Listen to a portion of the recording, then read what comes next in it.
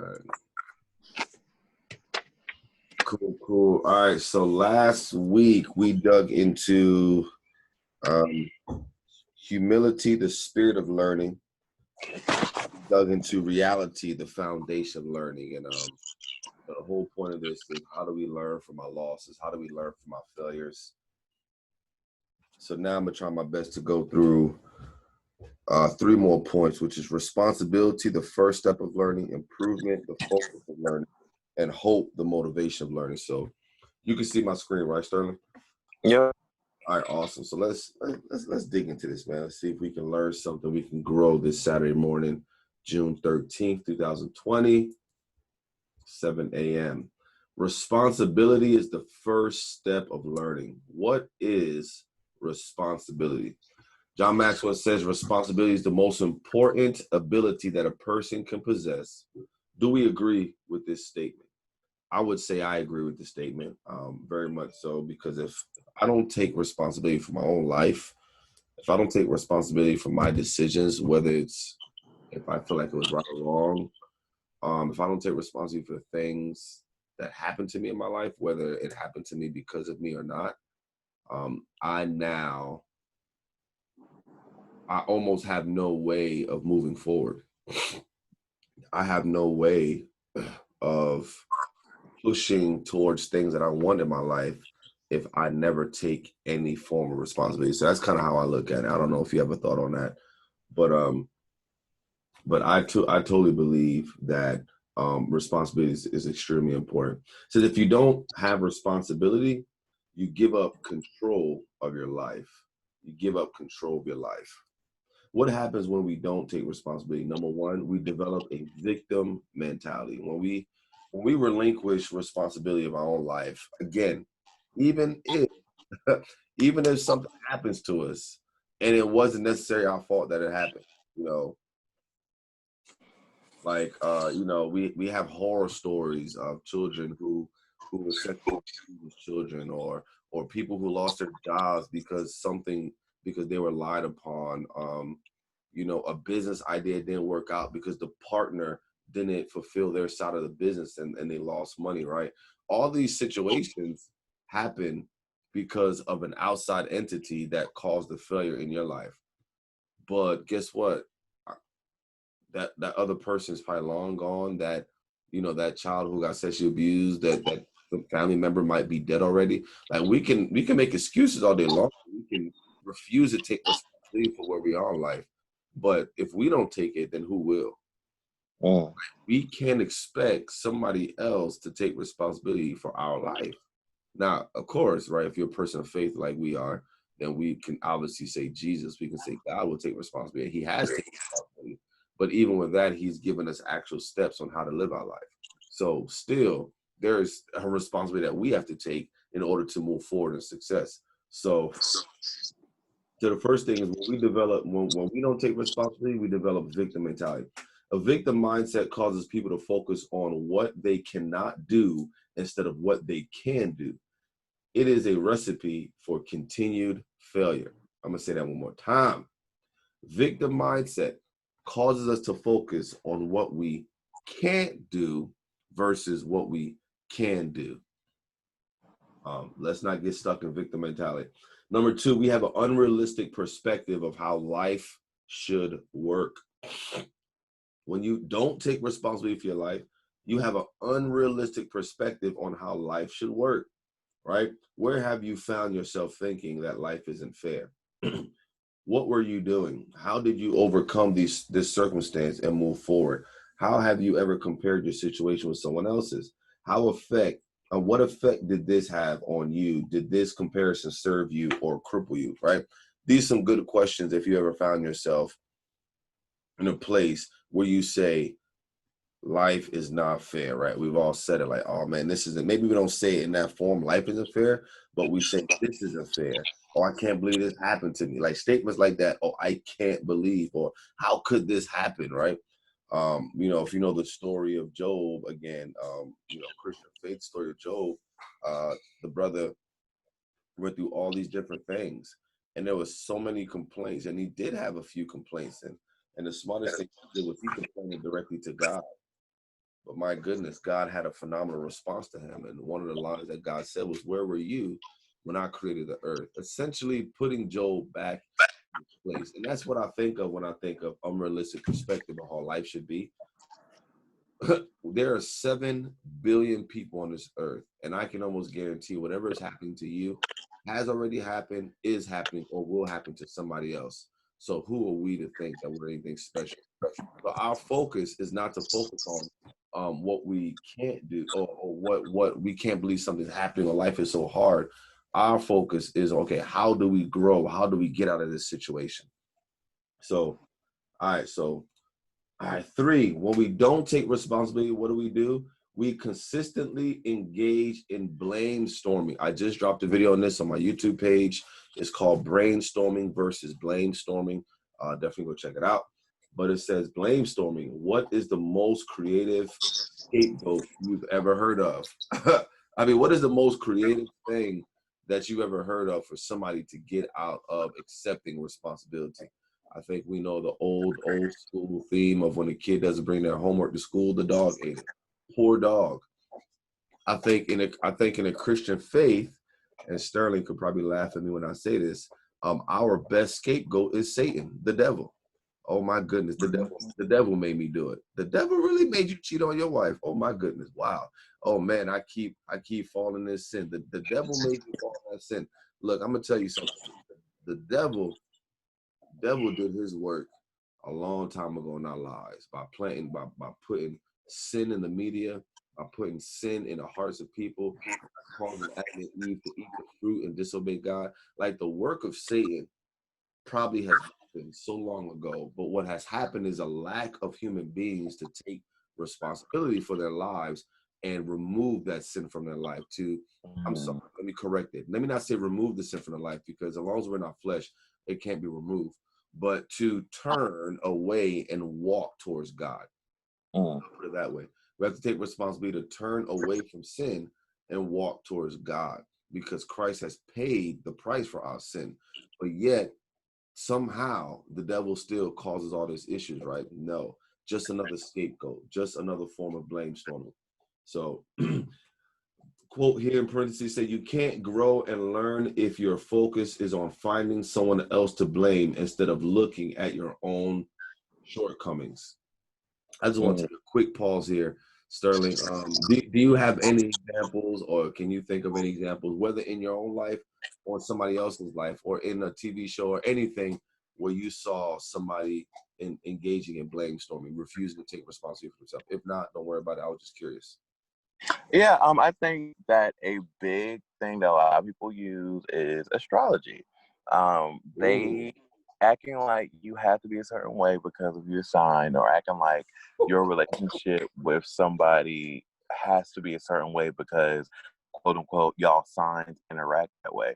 And actually, I don't believe in astrology because I feel like it's an excuse to have certain qualities about yourself, and then when those qualities are something that's like bad, you can just be like, oh, well, I'm a blah blah blah, so this is what we do, or our relationship was like this because we're both blah blah blah, and it's what we do. So that means that's almost acting like you don't have a choice to act a certain way. You don't have a choice to have your character be a certain way, which it don't sit right with me. So. Oh my goodness, Sterling, you you hit it on the nail. I love it, my brother. I love it. Astrology, personalities. When I was born, I've always been this way. It's always been this way, full of excuses and blame storming. It takes you away from taking responsibility for your decisions, your personality. You don't have to always be loud. You don't have to always be, short with people. So I love that. You're exactly right. 4, we give away the choice to control our own lives. Come on, guys. If this doesn't get you fired up to take responsibility, I don't know what can. I cannot imagine the thought of not taking responsibility for my own life. I mean, my goodness. I mean, I would probably prefer to die, right? If I had to be under the rule of somebody else telling me what to do every second, every minute of my life, I mean, I would honestly rather die. I would rather die. What's the point? So when you give up control, you essentially you give up the choice. I'm sorry, when you don't take responsibility. Sorry, when you choose not to take responsibility, you have not given up control of your life. Who's responsible for what happens in your life? Where have you lost control of a situation when it was within your control? What choices did you make and actions did you take to regain control? See, this is the key here. Maybe you lost control. Maybe somebody stepped in and took control by force or legally or whatever you want to call it. But what did you do to gain control back? Did you give your life and everything you possibly could think of to fight to gain control back?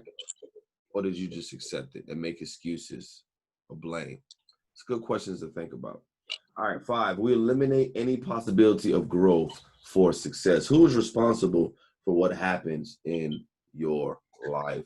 The point is, we are you and the God that created you and the Savior, Christ, who lives in our hearts, if you're a believer, is the one who's fully responsible for success in our life.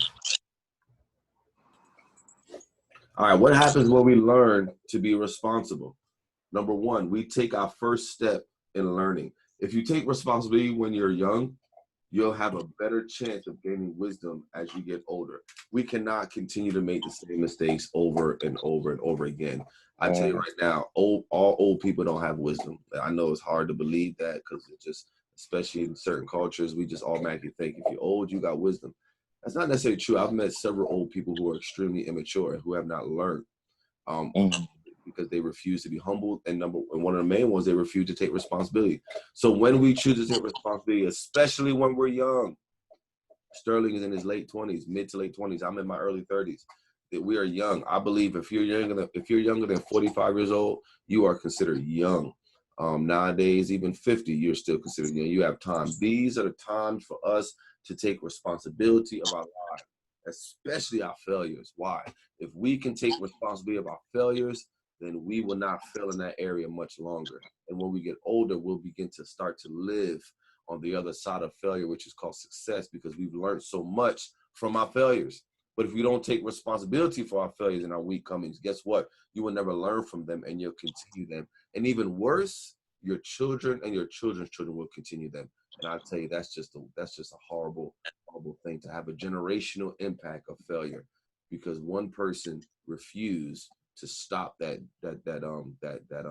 generational chain of not learning from your failures, not humbling yourself and taking responsibility. So number 2, we see things in their proper perspective. When we take responsibility, we finally can see with a clear perspective. It says the truth is that nothing can ruin your life or make you mad without your permission. How do you view losses and failures in life?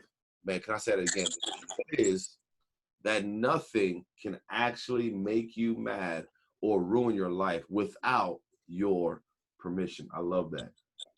Anger, frustration, my life is ruined, my life is over. That is a choice. That is a 100% choice. And only you can make that choice for your life. Nobody else, no matter what that person did to you. Number 3, we stop repeating our failures. When we learn to take responsibility, we stop repeating our failures. Neither failure or experience is the best teacher. Evaluated experience is the best teacher. What's the major difference between people who succeed and people who don't?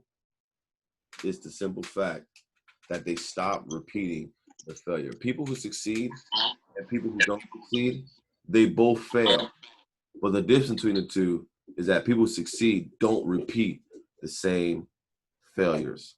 Number 4, we grow stronger. When we take responsibility, we finally grow stronger. What is something you must do that you think you can't do?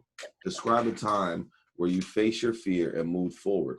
When did you learn about what did you learn about yourself? You know, when I think about this, and I know it's an extremely touchy subject.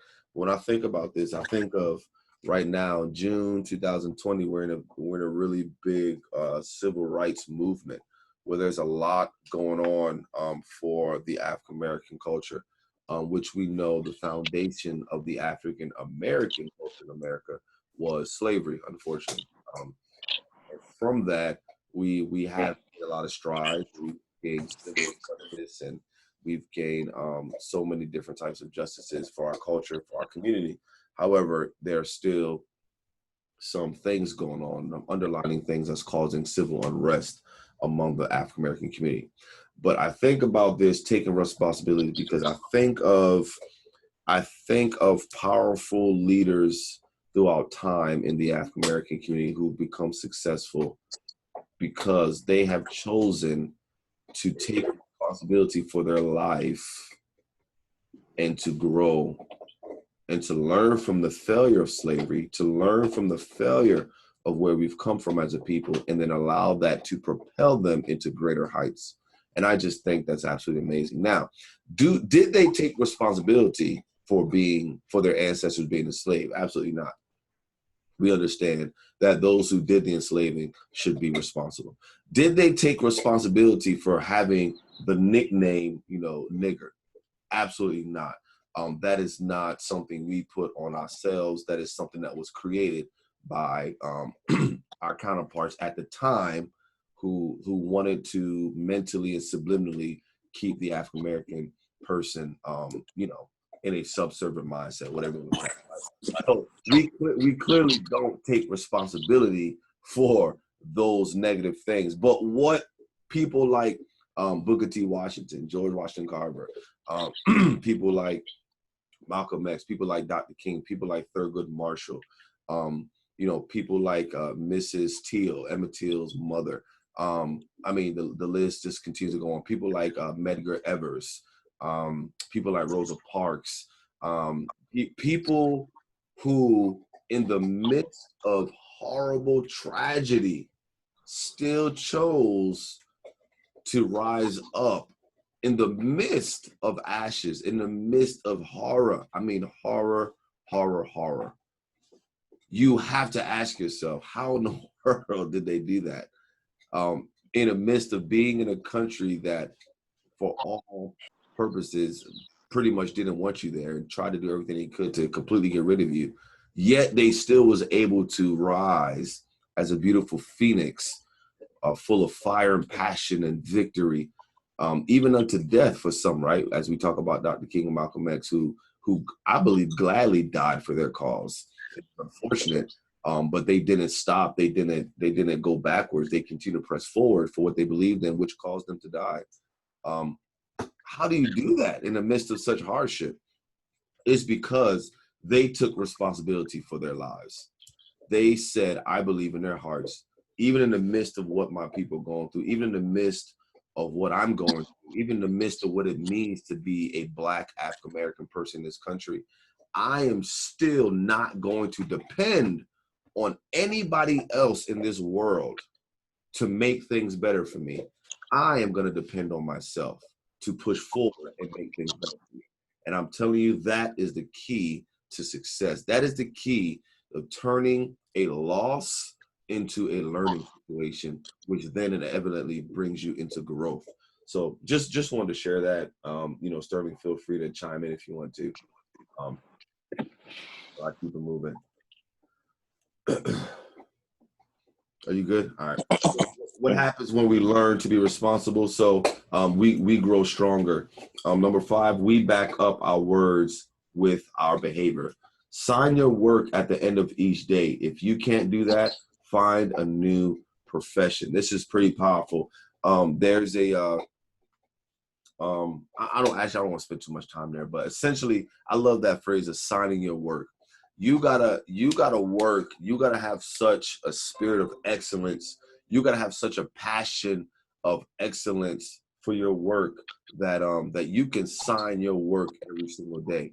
That you can put your name on your work at the end of each day. There's a story about Marine parachute riggers and what these riggers do. They have to prepare the parachute for all the paratroopers who jump out the helicopter or the plane. Well, if you think about it, this one person, let's just use me as an example, is preparing all the parachutes for all these other jumpers. I can have an inclination to be a little lax of cut some corners because I'm not the one having to put on the parachute. But in reality, you have people's lives depending on it.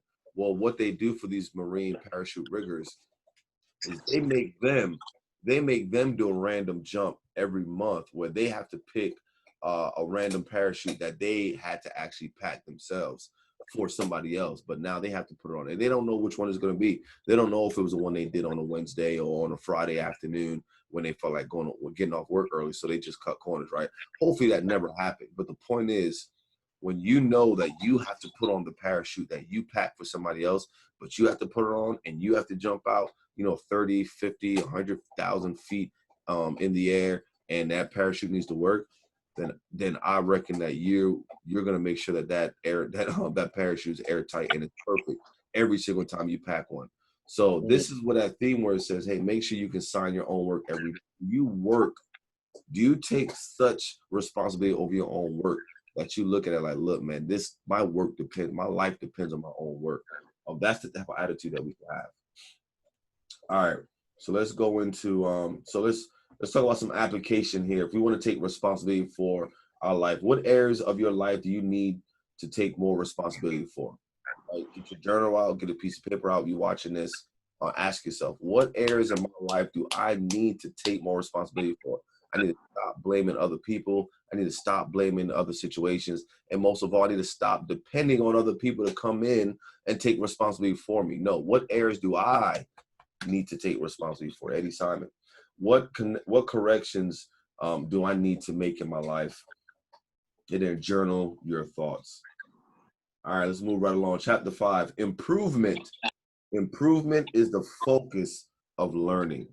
Improvement is the focus of learning. So what we just talked about was responsibility is the first step of learning. Once you get past that first step, guess what? Now improvement is the focus.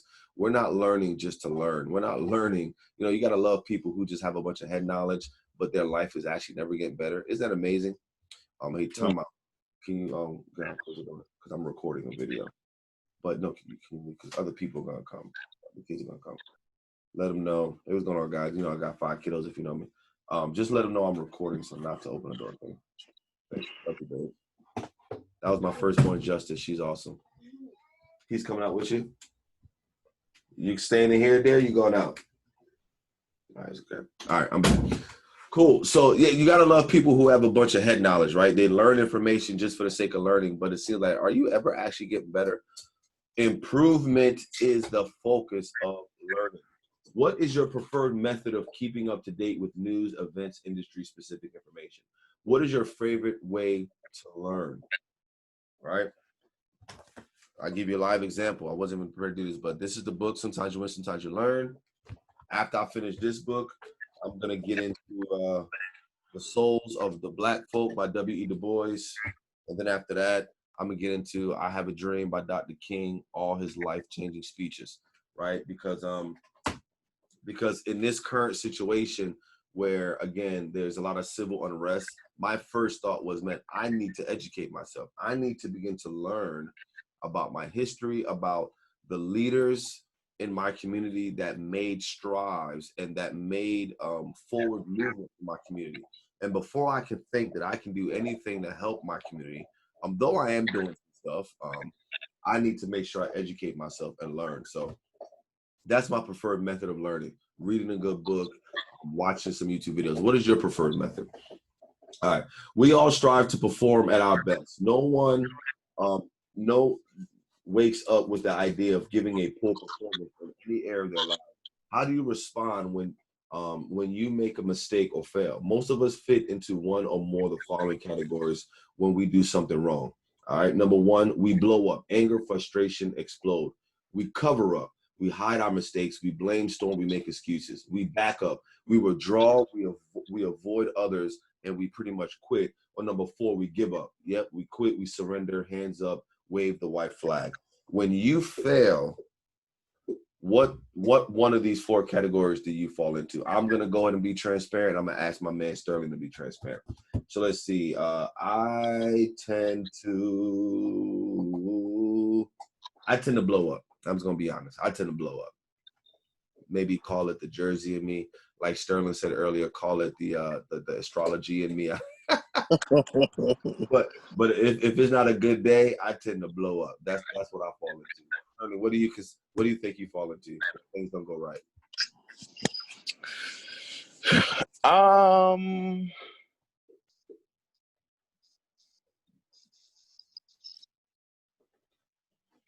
so is you saying like when you fail, like your immediate thing, Yeah, or yeah. When you fail, when most people fail, they'd immediately fall into one of these four areas. They blow up, they cover up, they back up, or they give up.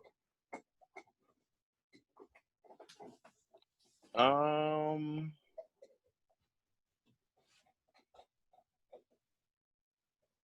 I don't know. Maybe one. I don't really identify with none of these for real, but Oh wow. maybe Hey, maybe one. that's phenomenal. Maybe all right, cool. So when you make a mistake, you don't tend to give up or back up from it or cover it up or just blow up in anger.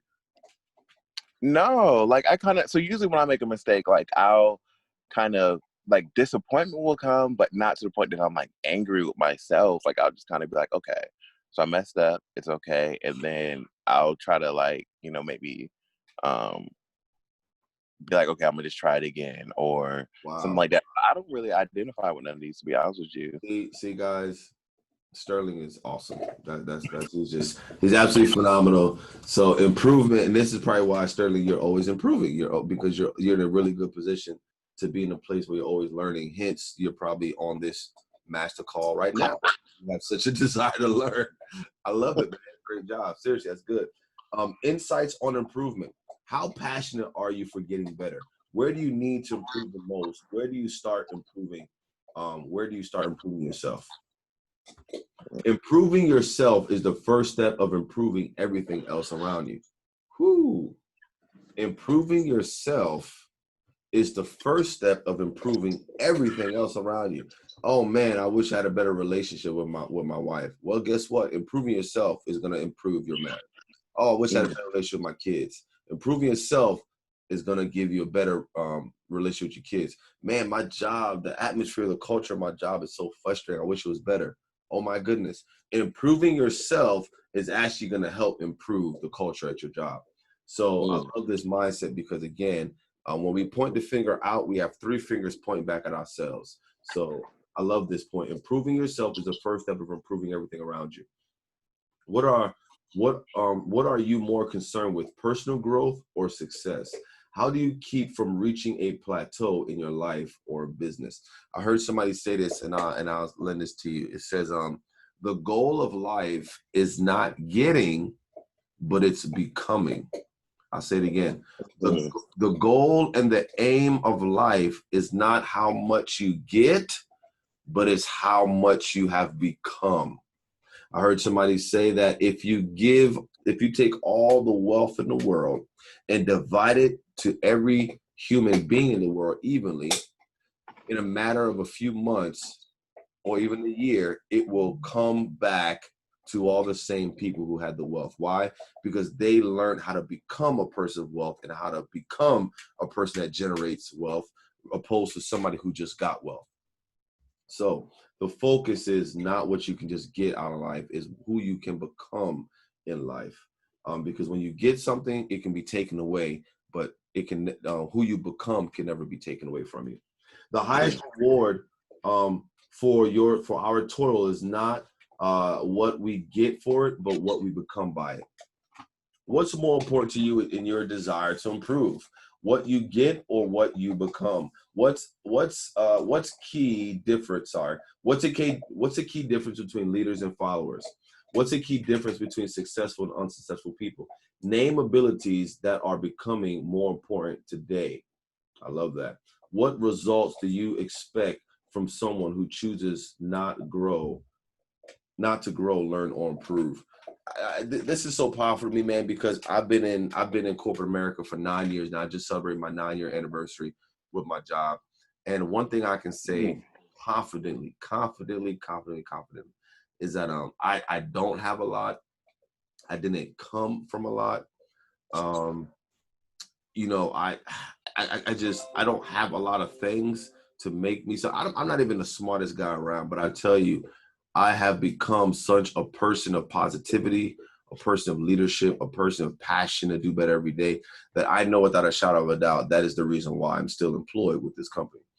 Because my company and many other companies like it invest in people who have a great attitude, who have a phenomenal passion to do better and to go after life and who want more. A lot of times people don't want to be with somebody who just has a lot, but they're not looking to grow, right? You have a lot. Maybe you're really smart. You're a know-it-all. You have a lot of possession, a lot of money, but you're just not really trying to do nothing. Versus a person who may not have a lot, may have low means, but they're always positive. They're always passionate about tomorrow. They're always looking for the next opportunity to love on somebody, to grow, to become something new, to learn something new. I'm telling you, the latter person is an exciting person to be around. And that's the type of person I want to be. So I have people who desire to be around me.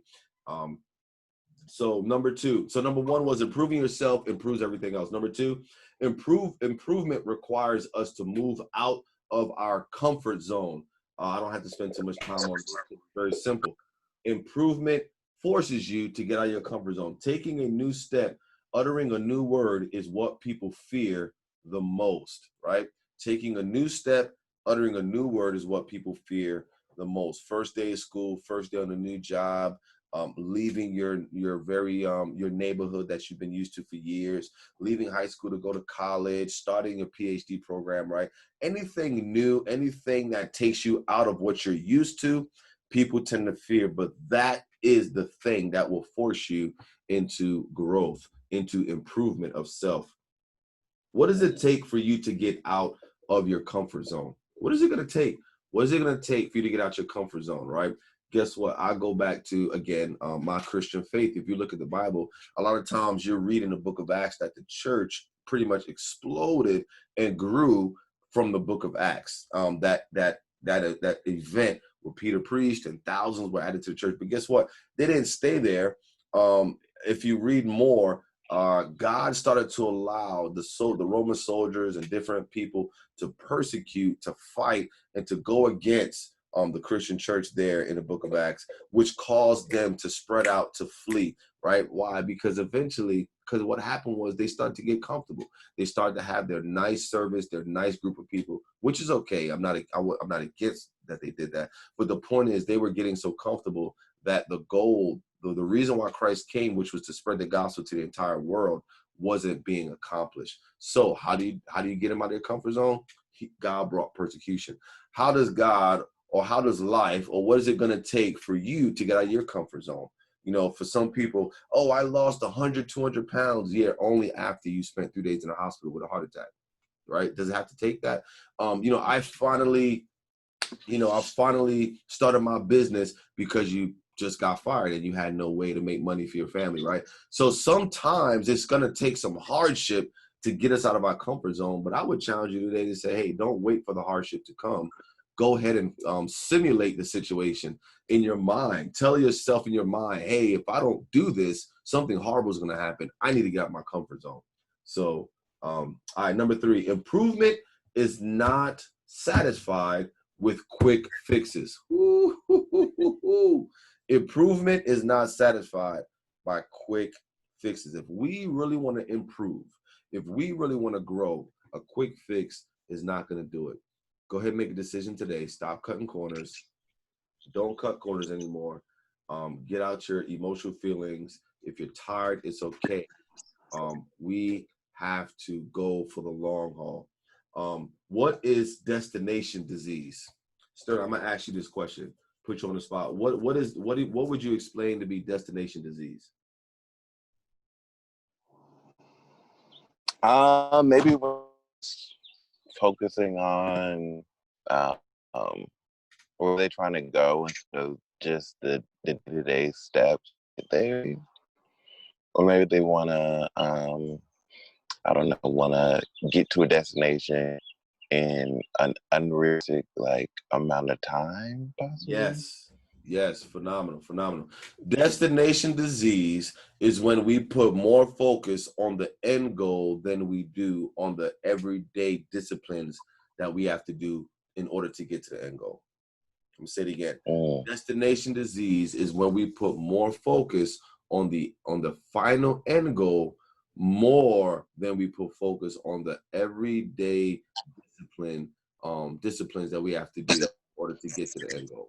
So the energy and the passion that we put on the destination, we should actually change that and put that energy on the small steps of discipline that we have to accomplish every single day. What is one way to overcome the temptation to just get by? These are good questions to ask yourself. All right, where are you on your growth journey? Here's a model of improvement for you. I'm not where I am. Well, I'm not where I am supposed to be. I'm not what I want to be, but I'm not what I used to be. I haven't learned how to arrive. I've just learned how to keep going. I love this. I love this. I'm not where I'm supposed to be, and I'm not where I want to be. But guess what? I'm not where I'm used to be. And I haven't necessarily learned how to get to my end goal, but what I have learned is that I have to keep going. I'll be transparent, my own personal story. With this masterclass, there's been many times I wanted to stop, many times I wanted to quit, many times I just wanted to say, you know what, let me just do something else. But I have an idea on what the end goal looks like. I realize I'm definitely not where I want to be with it. But what I do know is I have to keep getting up every Saturday morning, 6 o'clock, to get ready for this call at 7. Because that's one thing I got to do. I can't focus on the end goal. I can't focus on the big picture, whatever that may be. I have to focus on every single Saturday. I need to be on this call to give some type of motivation, mentorship. I need to focus on every single day reading a book so I can continue to fill myself with knowledge and inspiration that I can give to the world. So what is that thing for you? What is that thing that you need to say, hey, let me stop focusing on the end goal and let me start focusing on the small thing that I can do every single day that will help to improve myself. There was a guy named Earl Nightingale that said, hey, if you spend 1 hour, check this out. If you're watching this, I want you to remember this. If you spend 1 hour every day for 5 days a week, in 5 years, you will become an expert in that area. In 10 years, you will have mastered that area. Again, 1 hour for 5 days a week. That's 5 hours. That's 5 hours a week. And you do that for 5 years, you have become an expert. You do that for 10 years, you've mastered it. And we think that's a long time, but the sad part is it's not. Just think about 5 years ago, what you was doing. Now ask yourself, man, if I would have spent 1 hour, 5 days a week, 5 years ago, until now, on walking for an hour, on jogging for an hour, where would I be in my weight?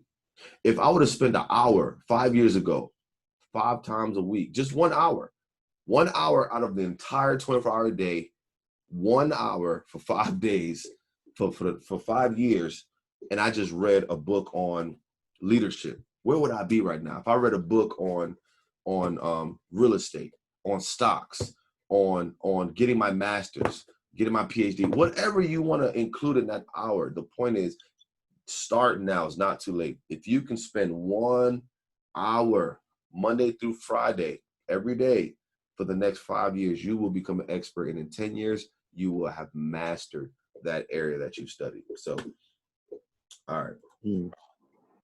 Number 4, improvement is a daily commitment. I think we hit this pretty good. I kind of just talked about it. It's a daily commitment. Stop focusing on the big chunk and break it down to small little bite-sized executions. And I'll just give you an example. 1 hour every single day. All right, let's go down to the bottom. Make improvement intentional. Decide you are worth improving. Right? You have to believe you're worth improving. All right. Personal development is the belief that you are worth the effort, time, and energy needed to develop yourself. It gives you permission to invest in yourself so you can develop your own potential. You gotta believe you are worth actually improving yourself. Are you worth the investment? What is holding you back from investing in yourself?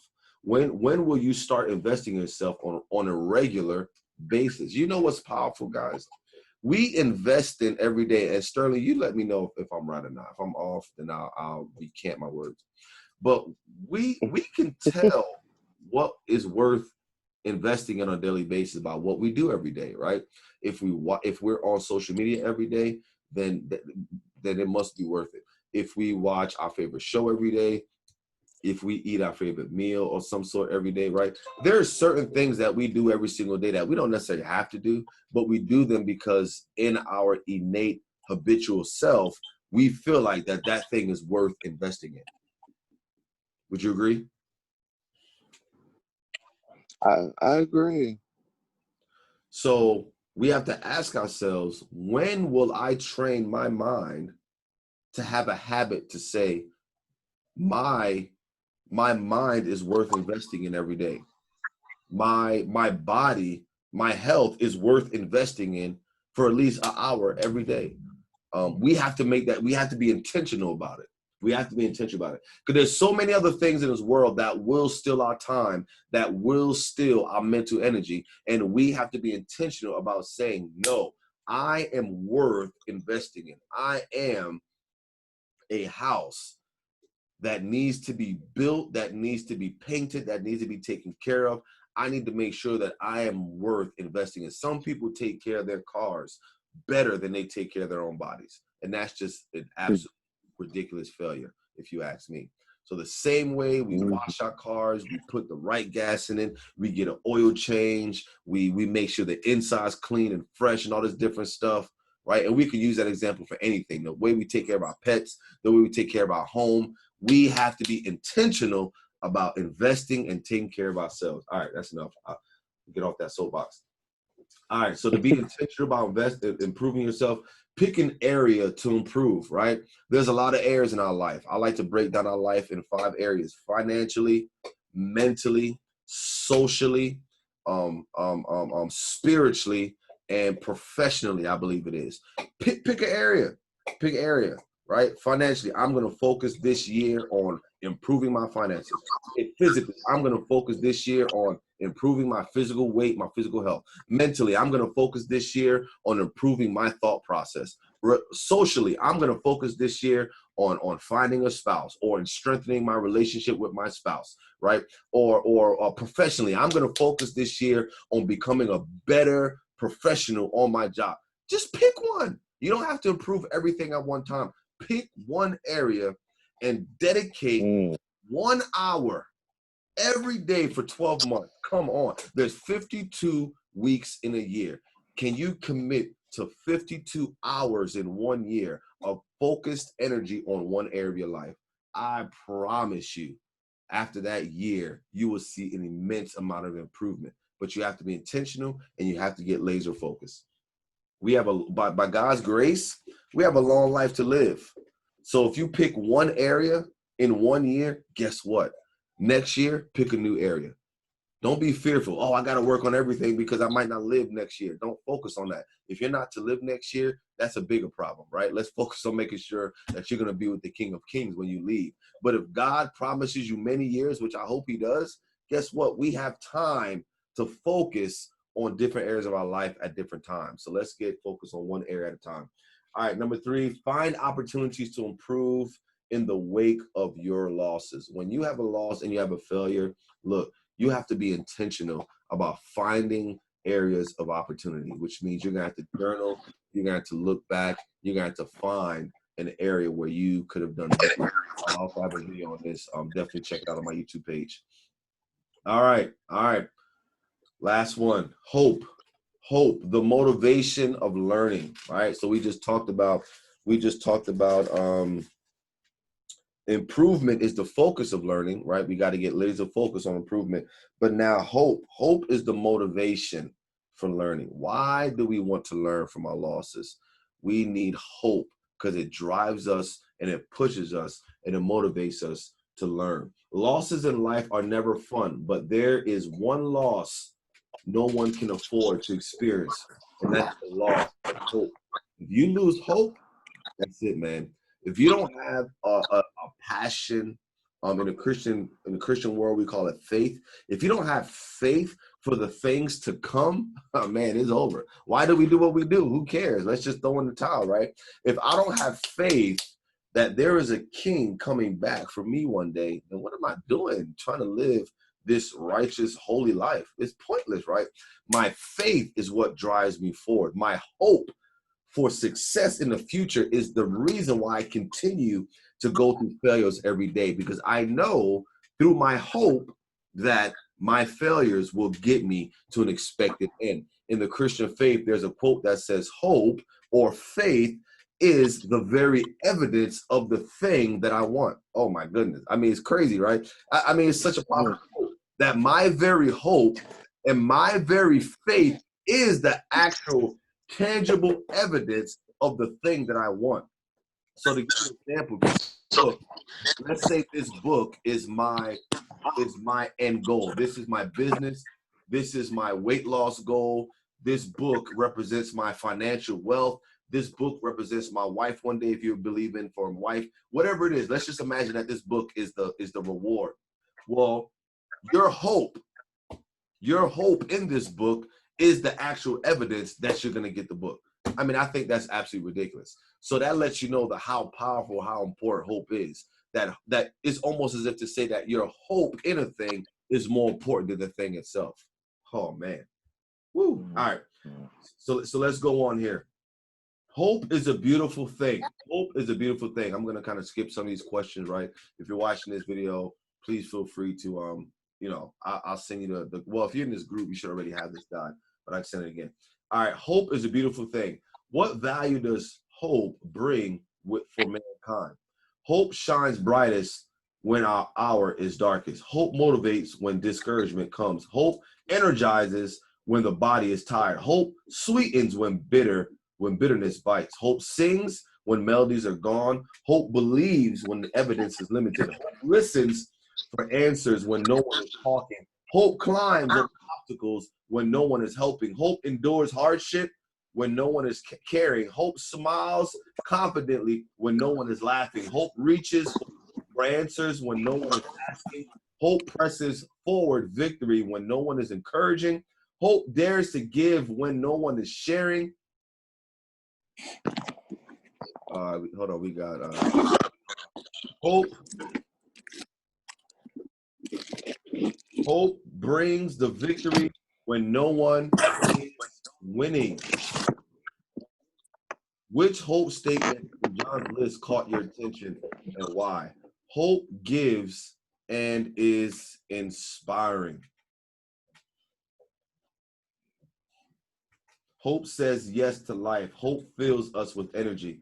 Hope focuses forward. Hope does not look backwards. Hope does not say what had happened to me, or I can't believe this happened to me, or I remember when. You know people who love to focus on the past, people who love to focus on what they call the glory days, on what they used to do, on how they used to be. Oh man, look at me in high school. I used to be so skinny. No. That's not hope. That's you going down a path of depression, because you're looking at days that you'll never get back again. Where hope focuses all of its energy and passion on the days to come. Hope focuses on the days that are coming. I love it. I'm gonna read what's going on, Corbett, man. Good to see you, brother.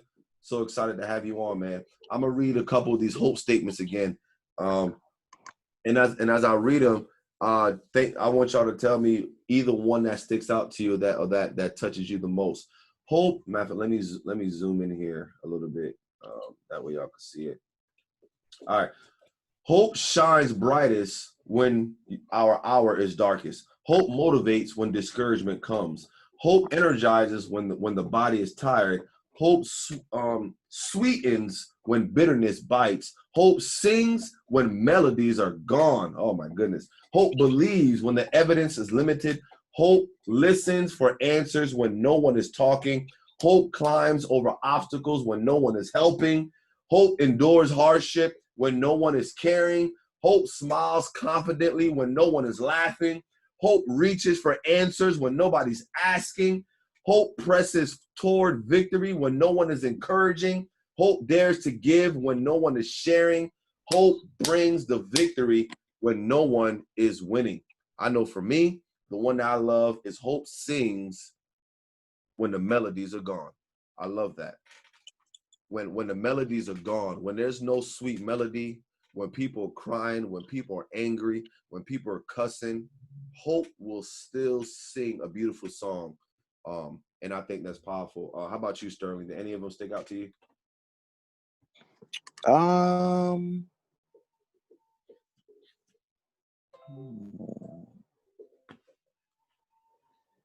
Yeah, hope smiles confidently when no one is laughing. I love it. And hope brings a victory when no one is winning. Whew. I love that. When no one Yeah, is those are good. winning, let's go. Let's go. When nobody's winning, when everything's at a loss, when you've lost everything, somehow you got the. I mean, hope is almost like what audacity do you have to hope when we've lost everything? I remember the story of the brother who wrote the song "It Is Well with My Soul." He wrote the song as he was watching his wife and child drown at sea because their ship had shipwrecked, and he was just kind of floating on a piece of the boat, whatever, and his family was drowning. And in the midst of that, the brother comes up with the lyrics, "It is well with my soul when storm billows roll," and something like. If you look at the lyrics, you'll begin to see, like, when he's talking about waves and waters billowing, like that was an actual event he was going through, and he came up with those lyrics. I mean, my goodness, when you have lost everything, somehow hope still says, no, you have a way to win. Victory is coming. I think that's powerful. I'm sorry. Let me Aaron, I know you just jumped on. I don't want you to feel pressure, but if you wanted to share which one motivated you, feel free to. All right, let's see here. All right, where are we? Zoom. All right, what happens when you lose hope? What does hope, how does hope motivate? Man, we talked about that. When we lose hope, it's basically all over, man. There's no point of even moving forward or continuing. Hope is the difference maker and our greatest weapon. Hope is our greatest weapon. What does hope do for you? Hope looks for the lesson in defeat instead of leaving you feeling defeated. Hope discovers that can be, Hope discovers that can be done instead of what can't be done. Hope regards problems, small and little,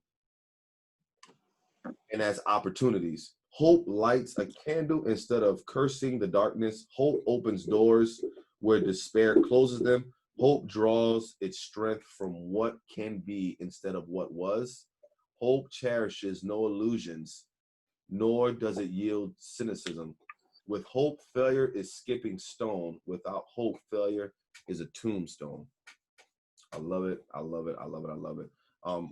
The first one, hope looks for the lesson in defeat instead of leaving you feeling defeated. I think that's the most important one. Look, I say it all the time, man, on some of my videos that success, destination called success, is paved on the road called failures, right? You're going to walk down the road of failure, defeat, and hardship on your way to success.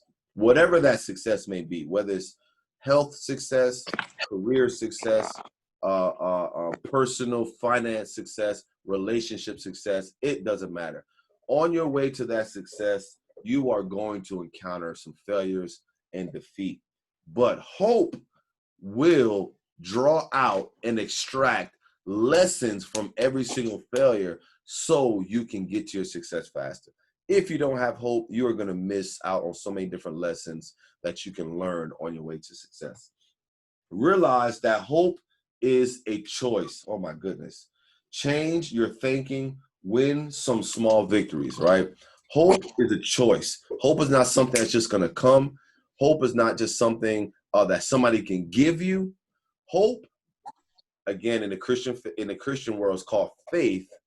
It's something you have a choice to get. And in the Christian Bible, it says that faith comes by hearing the word of God. So if you want Christian faith, you have to get into his word.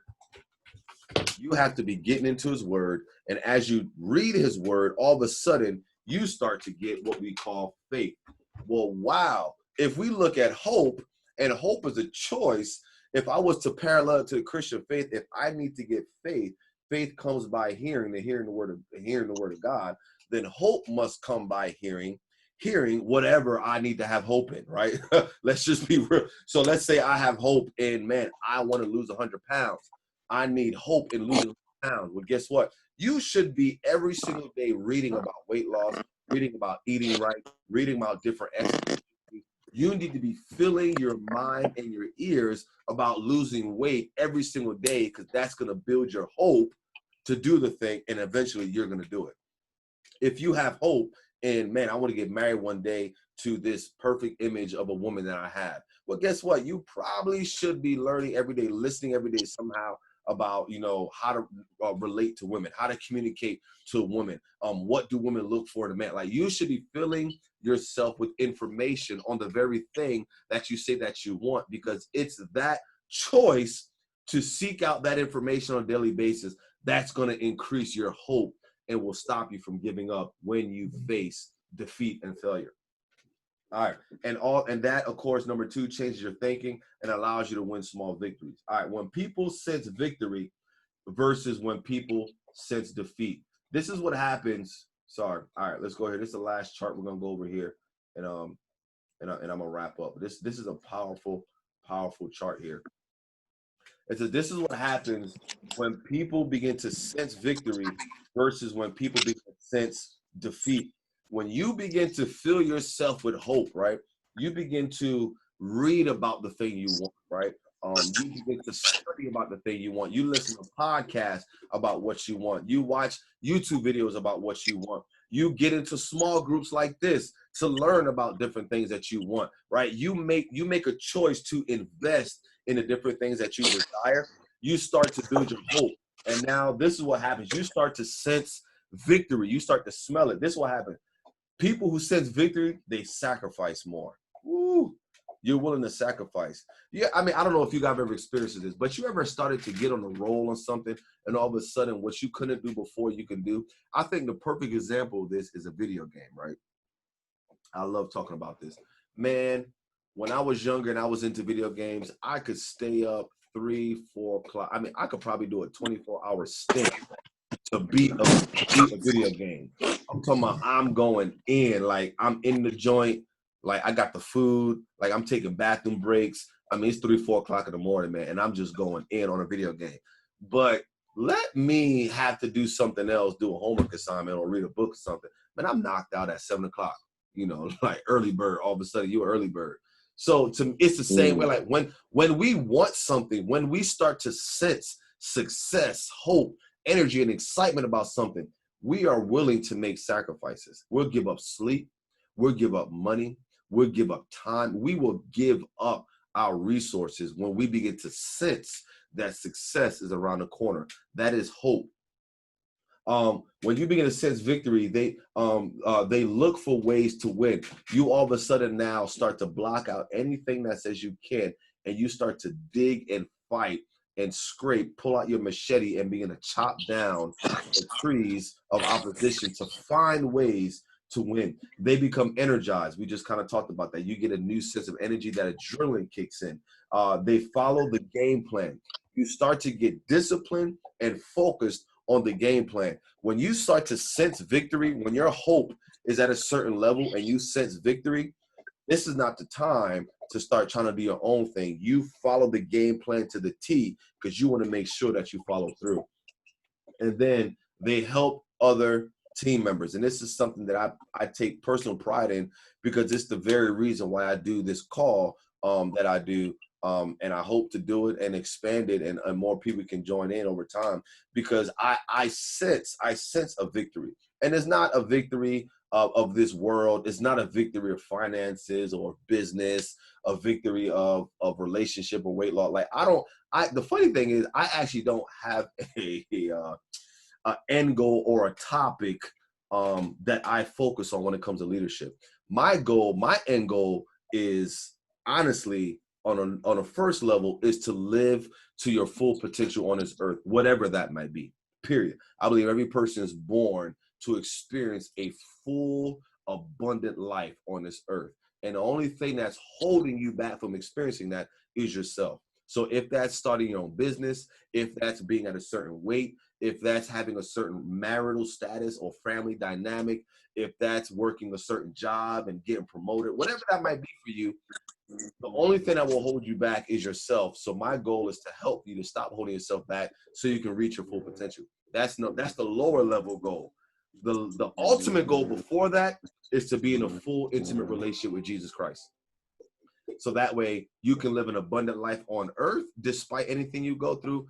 And when you leave this earth, you can live an amazing, powerful life for all of eternity.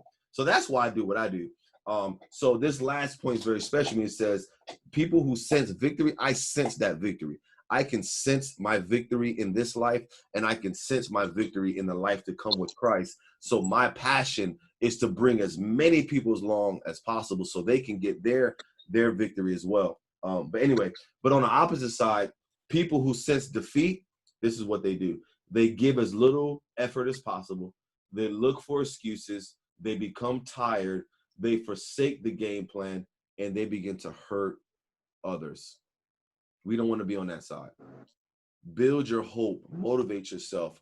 Start to invest in books. Watch videos. Join small groups like this. Do whatever you possibly can to continue to build the hope that you need to achieve your desires. All right, so the power of hope. John shares that the story of a former Major League Baseball pitcher, Dan Abbott, who was missing his right arm but went to the Major League. If you read the book, in the book, it talks about this kid who was born. He had no right hand. He had one left hand but no right arm. But because his parents pushed him to work hard and to try to learn sports, even though he wasn't picked on teams, he was picked on, but he kept practicing. Back in the 1980s, he actually became like an all-star. He was a starting pitcher. He was a phenomenal kid who played baseball, and he actually had no right hand. So powerful, powerful story. Another story that we might be more familiar with is someone like Helen Keller. If you look at the story of Helen Keller, she was deaf and she was mute, could not speak, could not hear. And she was a very, very challenged child growing up because of this. But yet, because she had people in her life that refused to give up on her, she became an author. She became an activist. She became a politician. And she became an actual professor at a university. Imagine a deaf, mute person teaching at a university, writing books, being an activist. Makes absolutely no sense, except somebody had hope for her life, and she eventually had hope for her life. So, all right, application. Hope is contagious. Who do you know that could use a word of encouragement from you this week? This is an application. A good way to build hope in your life is to give hope to somebody else. Why do our mistakes and losses have such a crippling effect on our hope? These are some things to do this week. Where are you experiencing losses or setbacks where you felt stuck? Who do you know that can help you? So here's some action steps for you this week. All right, I'm gonna just give you 2 action steps when it comes to hope. Find somebody in your life that you know needs hope and give it to them. And find the area in your life that you need hope in, and go find somebody that you know that's motivating that can help give you hope in that area. All right. So it's a 2-way sword. Number 1, find somebody who needs hope, go give it to them. Find somebody else who can give you hope in a specific area in your life. So, all right. That is, and I forgot to act for the first one we did. I've got an action steps, but I'll post it on the chat later. So man, I'm gonna go ahead and stop recording and just get some feedback, if any. Boom, stop recording. Cool. So that was that was powerful, man. I mean, that was some really powerful points. I love that hope. That thing, it reminds me of faith so much. But any feedback, any points, any takeaways? Corbett, I know you just jumped on. But you know, feel free to share anything that you may want. I don't know if you know Sterling. I feel like you should. I mean, y'all used to go to the Power Up together back in the day. I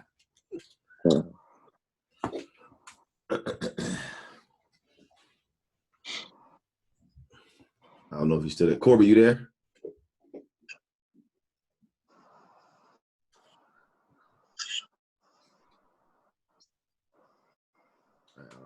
maybe his mute.